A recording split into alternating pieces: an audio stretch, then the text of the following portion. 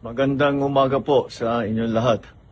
Sa palagay ko po ay nabalitaan nyo na po na binomba ng Israel at saka ng Amerika ang Iran. At ang Iran naman ay sumagot at bomba naman ng mga American base sa United Arab Emirates, sa Bahrain, sa Oman at siyempre sa Israel.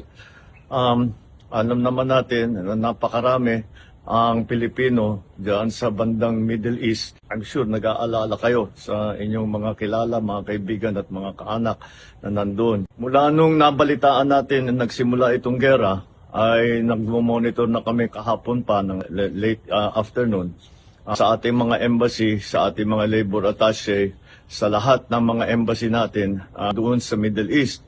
At nais kong i-report sa ating mga kababayan na sa ngayon, as of 9 o'clock Sunday, wala po tayong natatanggap na report na may casualty na Pilipino. Wala pong Pilipino ang namatay, wala na Pilipino ang nasaktan. At sa ngayon ay patuloy ang aming pag-monitor para tiyakin na nasa magandang kalagayan ang ating mga kababayan sa Middle East.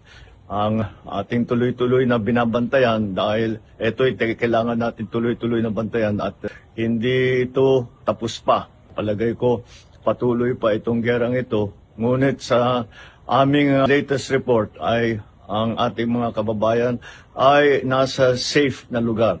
At sila ay kapunta sa mga bomb shelter kung saan sila at lumalayo sila doon sa mga bases ng Amerikano upang hindi naman sila mapalapit sa alanganin. Patuloy po ang pagre-report natin habang dumadating po ang report sa akin. Magandang umaga po.